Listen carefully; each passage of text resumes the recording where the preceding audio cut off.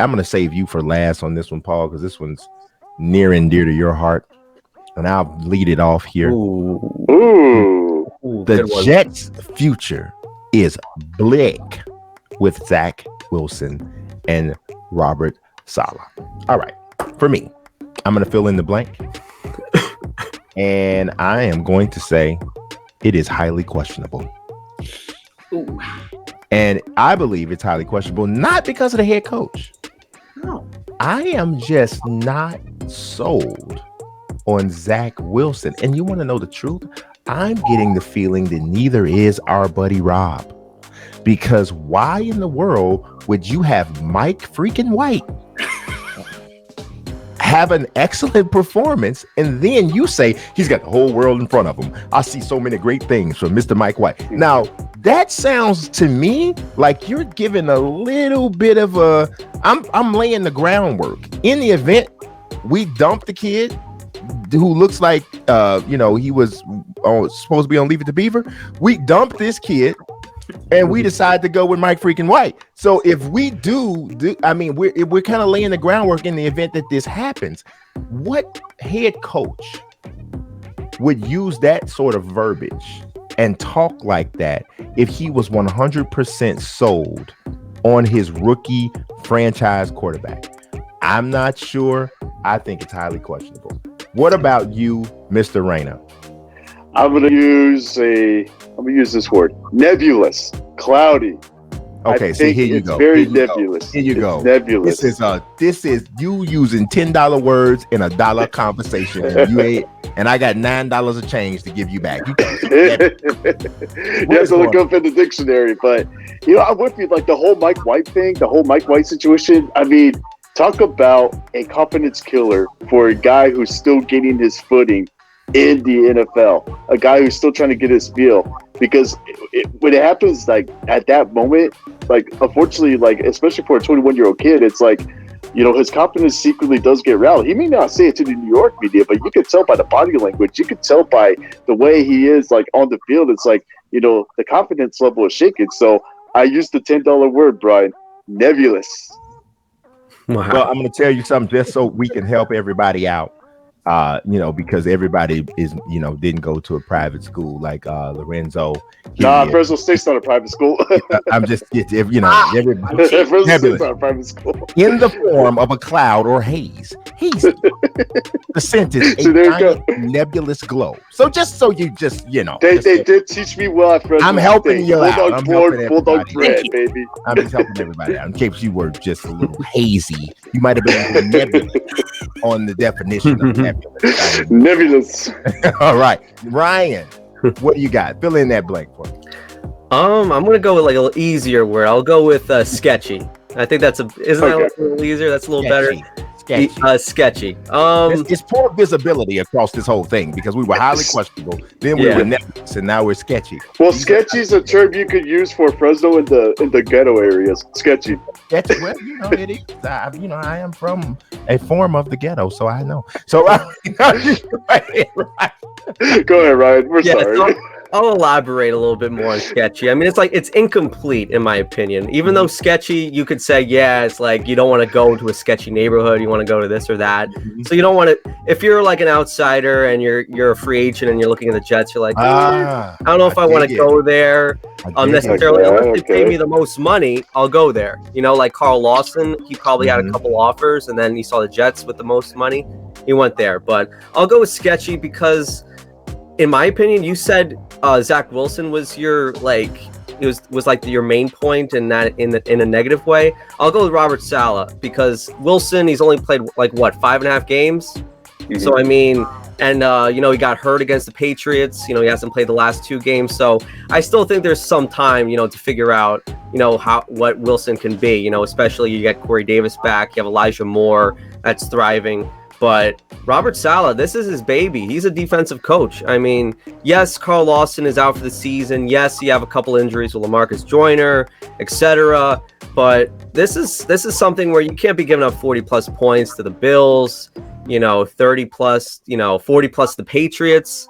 So this it was. I'm sorry. It was 54 to 50 13. plus. My bad. Not Sorry. 6-1. Yeah, Just well, one. let's not undersell the Patriots. Yeah, Yeah, 54. Yeah, yes, sorry, 45 to the Colts. I didn't want it to be Another one. nebulous. I wanted it to be clear. Yeah, I mean they That can't was sort of the day. they can't stop the run. I mean, on paper, you look at the defensive line; they still look decent. You know, at least decent. You got Quinnen, you got Rankins, but this is a team that's got to improve. I think they will. You're looking at their next couple games. You got the Miami Dolphins. You know, they're going to be playing the Texans, I think. Aren't they playing the Texans? Yeah, I think it's the text. Yeah, The Jaguars. So I still think that there's some positive growth because you can't go any lower than they are right now in terms of defense. So that's they're playing the Texans. I mean Bishop Sycamore. I mean the Houston Texans. They're right. They're playing. My bad. Okay, yeah. Yeah. So this is a team that I think I'll go back to Wilson though. I think Wilson. I still think I'm confident in him because I saw his abilities in what's it called, BYU. Off-platform throws. He's got to make the easy throws, and once he complete that, I think he's going to get better. I'm telling you this though. I think I'm getting a good second half out of Zach Wilson. I'm just going to leave you with that. I hear you. I hear you. I saw really, really good work also in BYU from Ty Detmer. Mm-hmm. That didn't go so well though. I'm shocked. That's a blast from the past. Yeah, I'm just saying. So what about for what 10? He played for what 10 NFL teams? Yeah, and Bishop Sycamore. But Paul, this is your living room we're dancing in. So yeah. Wow. I mean, you guys have barely left me any words left in the dictionary. I mean, highly questionable, nebulous, sketchy. I mean, wow. It's hard for me to pick anything that's left. How about this? Let's go. And I just added this in. How about extremely hopeful? Okay? All you negative Nellies out there, let's go. Rein it in. Bring it on home now. Bring it on home, Betsy. Bring it on back now. Okay. For Pete's sake, people, Zach Wilson is 22 years old, okay? He's just a little baby. He just came out of the womb. What about Robert Saleh? I don't know, first-year head coach, nose on the old grindstone for the last 20 years? Let's back it up, people. You know what? I'm still extremely hopeful, okay? You want to know something? We just came from Adam freaking Gase, man. Anything is better than that. This is it great? No, not perfect. Quite frankly, it's terrible. But I got to tell you, I'm hopeful. I am a glass half full kind of guy. I am an optimistic guy by nature. He's 22 years old. Matthew Judon almost blew out his PCL. Okay, he apologized. He apologized. Oh, thank you. That makes it better. You got to do what you got to do.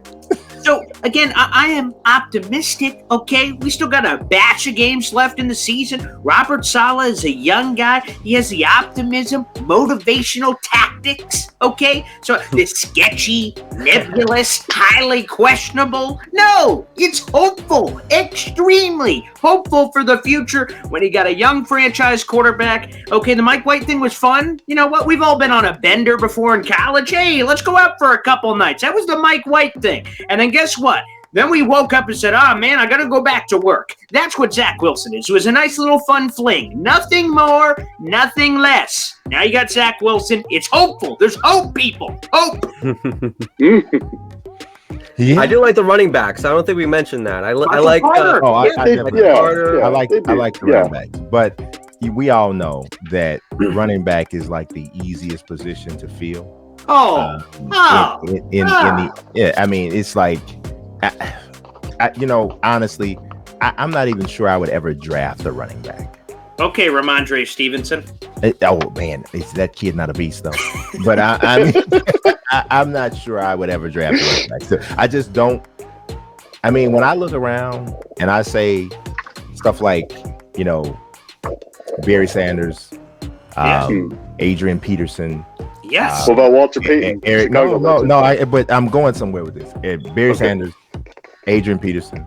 Yes. Eric Dickerson. Yes. O.J. Simpson. All these different people. Great running backs. Yeah. What they have in common? 0 Super Bowl rings.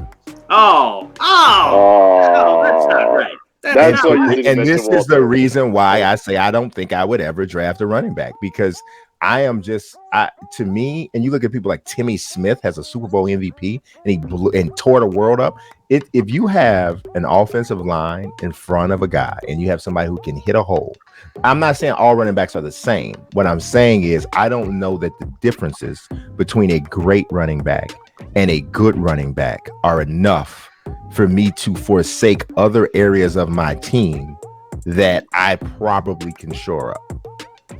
It's just Yeah, I'll say this with the Jets. I mean, I heard that they were thinking of getting either, Elijah Moore or Javonte Williams. They went with Elijah Moore.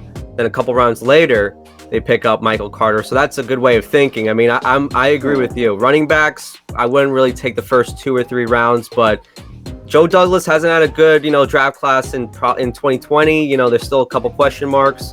But 2021, I'm really, I got to say, there's very few, positive with the Jets. I will say this, though. The draft class for 2021 looks a lot better.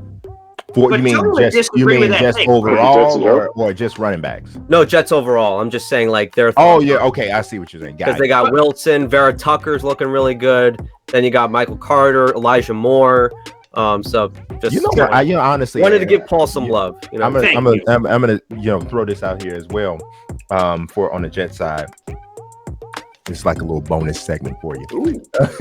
Oh, okay. I think the most important member of the Jets roster right now, from a health standpoint, is Mekhi Becton. Yes, Mekhi Becton is one of the most potentially dominant offensive players in the NFL. It's been a while since I've seen an offensive lineman like literally control an entire side of the field when he's playing and when he's right. I mean, it's like, so watching him twice a year for the last 2 or 3 years, last 2 years, the dude, I mean, like, I'm telling you, every time it feels, I'm like bad luck for him because every single time I watch him, he gets hurt. Yeah. Every single game I watch him, stop. Yeah, every single game I watch, but it's like the game changes when he leaves. Yes, it's like they are dominating running the ball on that side. If there's a dominant pass rusher, he's not dominant that day because the dude is like an entire apartment complex, and it's crazy. I really think that his health it's the single most important, even more so than Zach Wilson, and that's just because I'm not sold on Zach. But man, the kid is a beast. He is a beast. That is high praise, and I would even go a stretch further. When you watch Mekhi Becton on tape, I get Jonathan Ogden vibes. I know for the younger crowd, they're going to have no idea what I'm talking about. Watch the tape. Why don't you bing it? Okay, you young kiddos out there. I would say or TikTok I would say Jonathan Ogden, Jason Peters field. I like that too. Yeah, he moves well like Peters, but man. Peters playing pretty well for the Bears right now too, which is surprising.